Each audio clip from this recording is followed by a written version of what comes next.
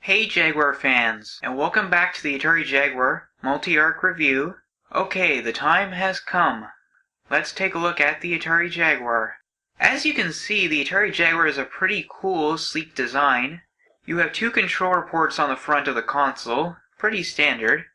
On the top you have a power button which is oval-shaped and red. Two interesting things. First, if there is no game cartridge in the cartridge slot, the Atari Jaguar will not turn on. It's a safety feature and a good one. We've all been there where we accidentally turned a console on with no game in the console, and even though I've never seen it cause damage, and I shut the console back off pretty quick, reportedly it is a bad thing to turn a game console on with no game inside. So good idea, Atari. Good safety feature. Second, the power on light is red in North America, but is green in Europe. That's pretty cool. You will notice there's no reset button, but that's not a problem. But I'll explain why later. Okay, you have the Jaguar logo, and it's pretty cool. Nice red color, and I like the letter style. You have the Atari symbol as well as the Atari name. I know it's hard to see this, but it says 64-bit interactive multimedia system. Though this line is deceiving because originally all the Atari Jaguar could do was play games, but once the Jaguar CD was released, it became a multimedia system. Okay, this oval indent space looks cool, but it was designed this way for when the Atari Jaguar CD was released, so it could fit perfectly on top of the Jaguar. Okay, Atari took some cost-cutting measures with the Jaguar, and the most controversial one is the Jaguar has no dust cover for the cartridge slot.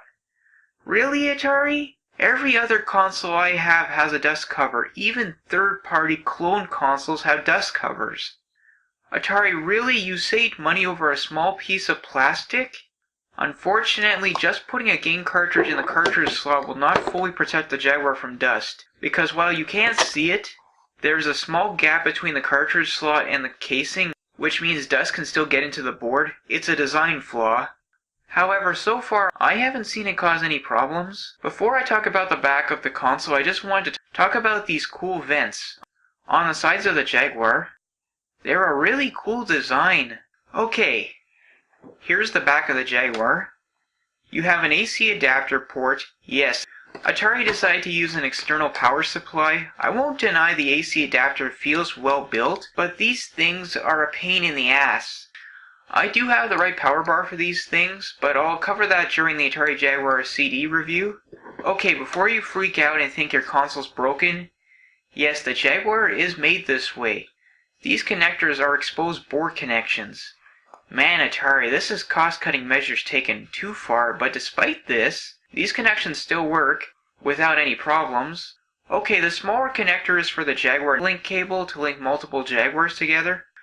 With games like Doom for Deathmatch gameplay, the larger connector is for the AV cable, and you take the AV cable and hook it in. Okay, you're probably wondering, what's the L and H switch?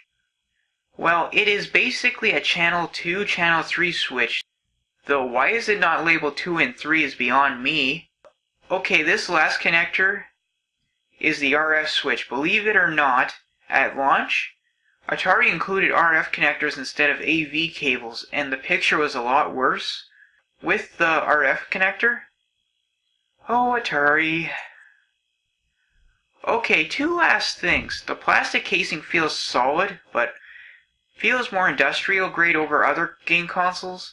And despite some of these cost-cutting measures, the Jaguar feels really well built. Also, the design is just plain cool. Okay, here's the Jaguar controller. As you can see, it's a pretty big beast. You have ABC buttons, and they're really good, very quick and responsive. You have option and pause buttons, as well as a D-pad, and a lot of people say the D-pad is horrible. And I will admit, it's not perfect, but I find it works well with all games. Okay, the controller has a 12-button numeric keypad which has gotten tons of criticism, but with certain games, it's really useful. You put an overlay over the keypad and have access to additional weapons and control schemes. Also, one other really interesting feature, you remember earlier in the review I said there was no reset button on the Jaguar? Well, it's actually on the controller. You push the start and pound keys together and it will reset the system. That's a really cool feature, which we take advantage of nowadays. Okay, overall, this is a really good controller. It feels comfortable to hold, and despite what people say, you don't need big hands, and also the controller feels really well built. This controller's got a lot of haters, but the truth is, anyone who talks bad about this controller has never held one. Plain and simple. Also, one controversial thing, IGN actually rated this the worst controller of all time, which makes no sense. Maybe IGN was paid off to say that? I don't know. In the end, this controller is not perfect, but it's a good controller. This is an Atari Jaguar cartridge. They're black, and you have a game label on the front and the Atari logo on the back. Some complain that the cartridges have no end labels, and I admit they would be handy, but instead we got these interesting handles, and I think they're cool. The cartridge feels really well constructed.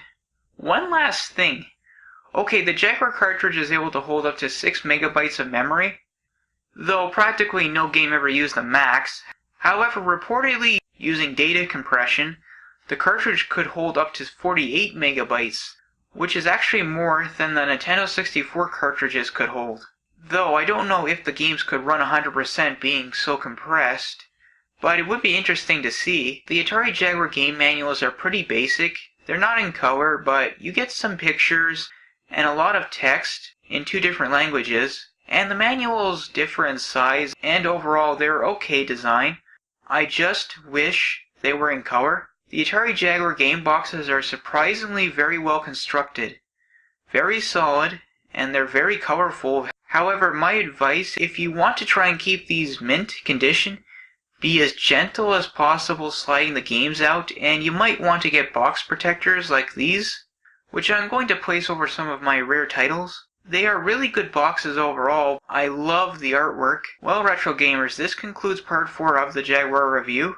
I was planning to start reviewing the games in this episode, but running times has prevented me from being able to do so. Tune in next time as we take a look at the first few Jaguar titles. This is the Entertainment Wizard, signing off.